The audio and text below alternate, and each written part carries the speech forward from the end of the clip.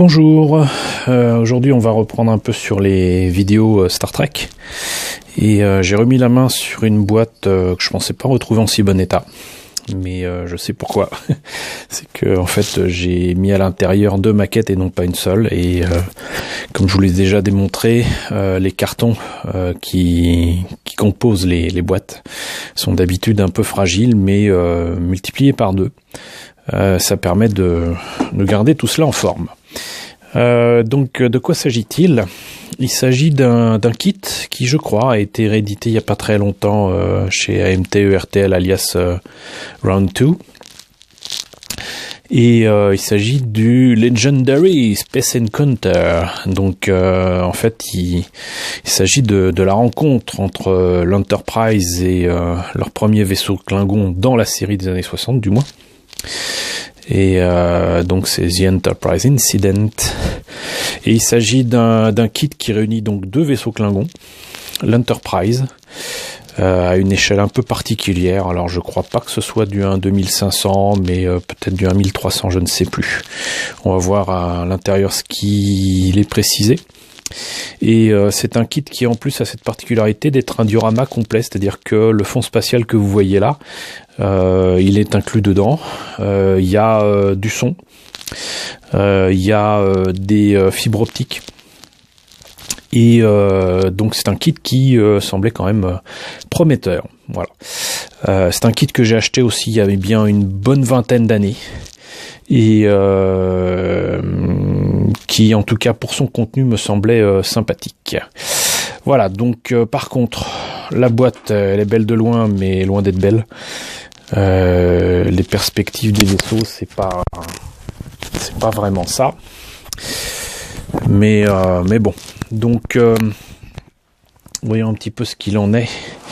Ça précise que il y a donc des fibres optiques, un circuit électronique avec du son concernant The Enterprise Incident, donc cet épisode avec la rencontre avec les Klingons.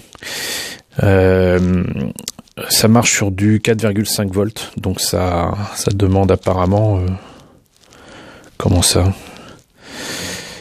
6 piles. Bah, ils savent pas compter alors, hein, parce que 6 piles 1,5 chez moi ça fait au moins 9 volts. Hein. Ah oui, il y a un truc intéressant, c'est qu'il y a carrément la perceuse avec. Donc ce qu'il faut pour mettre certainement peut-être en... J'arrive pas à comprendre. Enfin bon, bref, il y a évidemment les LED et tout ce qu'il faut pour la lumière, et des autocollants chrome. Je pense que c'est pour l'intérieur des pièces. Qu'est-ce que ça donne donc une fois monté? Voilà ce que l'on retrouve. Bon, les vaisseaux je les trouve un poil trop près l'un de l'autre, mais c'est sympa. Et donc on a 2 vaisseaux Klingon et l'Enterprise.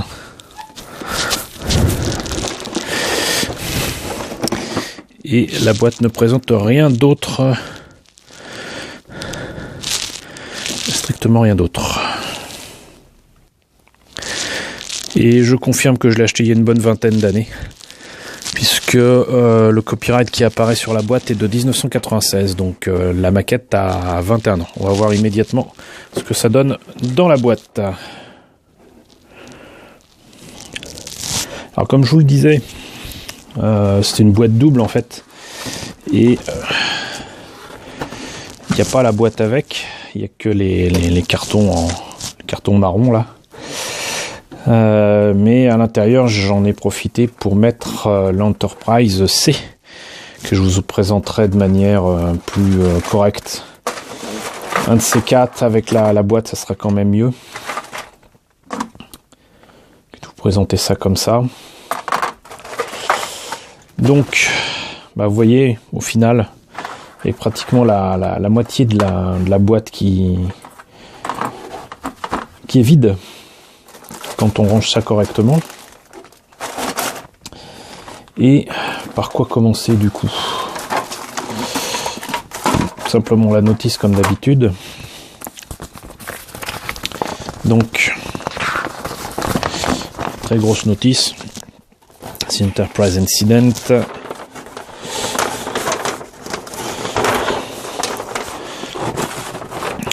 Ça commence par nous indiquer comment fonctionne la mini perceuse électrique avec 2 piles. Apparemment, il y a un peu de soudure à faire, apparemment, pour le circuit électronique. Ça, je m'y attendais pas, je ne m'en rappelais pas. Et j'ai beau avoir ce qu'il faut, ça me fait un peu peur. Je l'ai déjà dit, mais moi, tout ce qui est électrique, électronique, c'est pas mon truc du tout, quoi. Je suis pas à l'aise du tout dans cet exercice. Mais en tout cas, donc on voit là qu'il y a effectivement nécessité d'avoir 6 piles, mais pour moi, ça fait du 9 volts et pas du 4,5. Hein. Apparemment, il y a encore plus de soudure à faire un peu partout. Je trouve ça déjà chiant. Et ensuite, il y a un truc à placer peut-être pour fibre optique, les LED. Aïe aïe. Et ben ça va pas être simple. Hein. Ça va pas être simple. Et donc tous les petits trous à faire pour placer la fibre optique. Idem pour les moteurs. Et ça du coup faudra le faire 2 fois. Puisqu'il y a 2 vaisseaux Klingons. Alors il le précise pas, mais une fois que on a tout terminé et qu'on peint, il vaut mieux laisser les fibres optiques dépasser, parce que ensuite il suffit de couper la fibre optique et comme ça, la peinture qui s'est mise dessus, il y a plus besoin de refrotter pour pouvoir éclairer les hublots. Même chose visiblement pour l'Enterprise.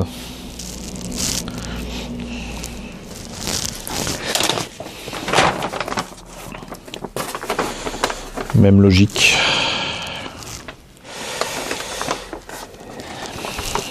Placement des décalcos. Et enfin, ce qui s'appelle le display case. Donc on voit que là, il y a toute la partie avec l'électronique et tout. Une autre partie à placer là. Un truc à découper apparemment. La petite photo. Certainement pour faire tenir les vaisseaux de l'autre côté.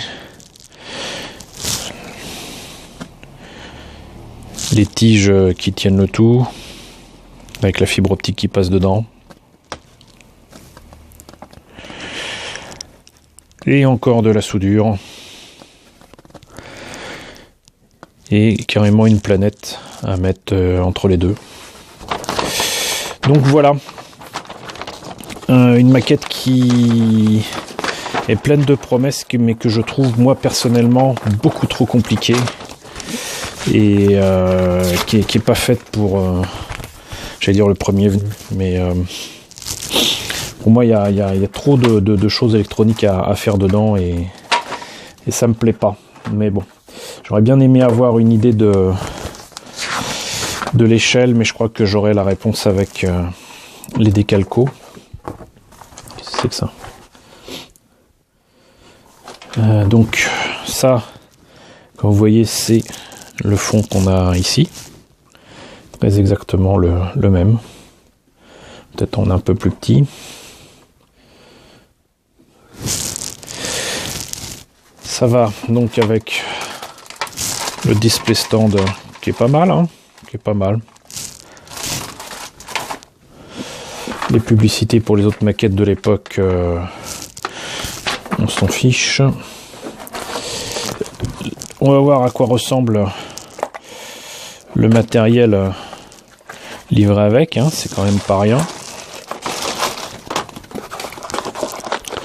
Donc la mini perceuse, c'est ça. J'ai mis apparemment d'autres éléments d'électronique dedans, des petits interrupteurs et tout. Et il y a d'autres choses dedans.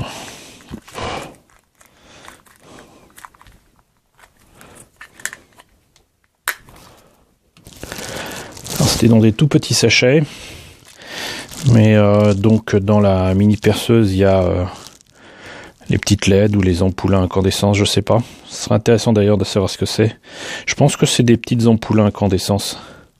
Ça peut être remplacé par des LED, ça serait pas plus mal.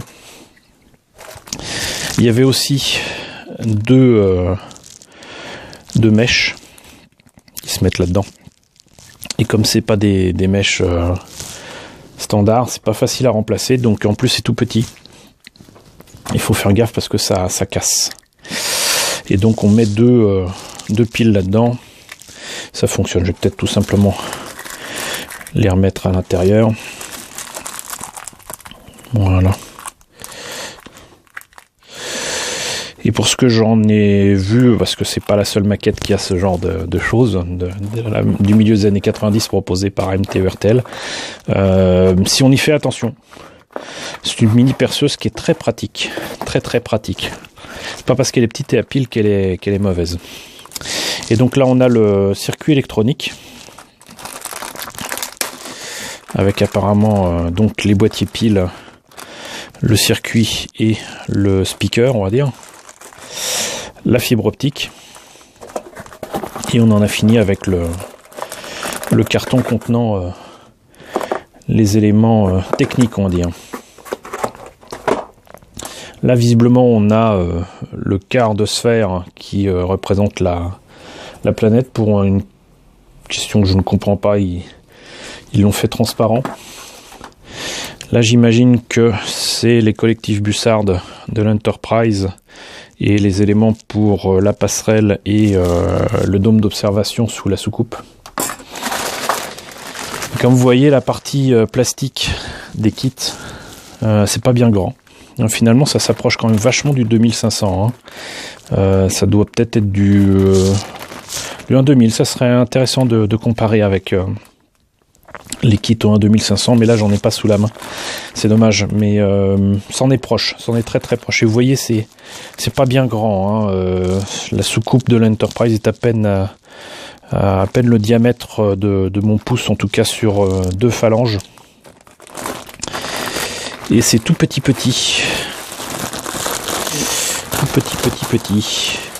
Et tout cela a du son et de la lumière, donc ça peut sembler pas mal.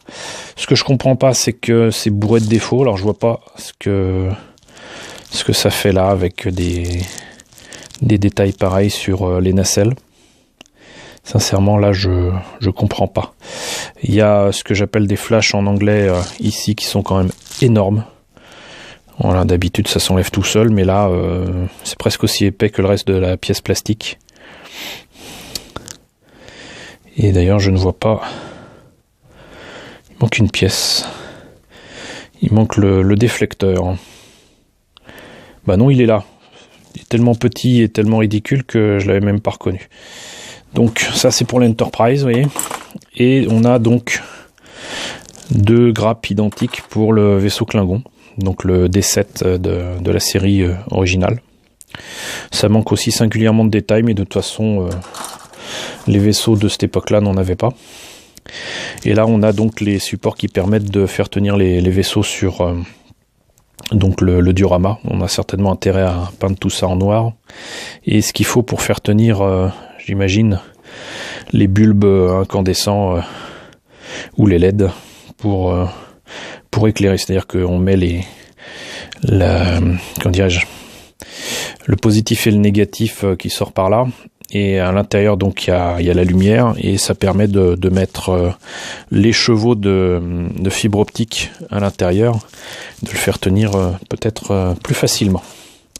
Donc voilà, vous voyez, il y a, en termes de maquette, c'est pas bien compliqué.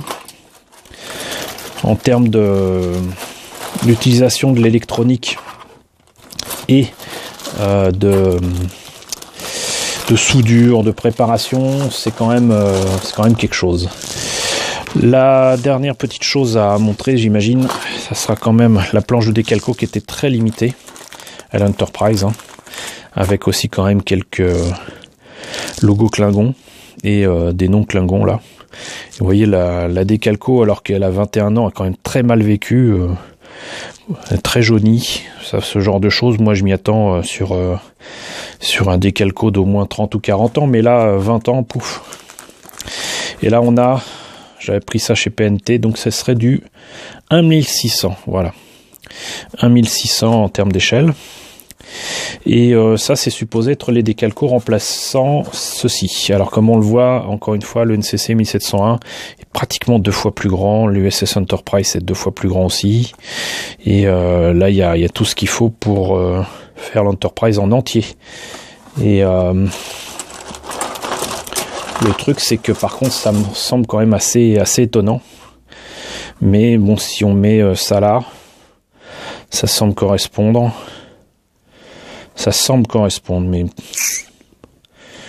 je sais pas, c'est étrange. Là, pareil, ça semble dépassé. Et ça, c'est pour les moteurs. Quand même l'impression que ça, c'est quand même beaucoup trop grand.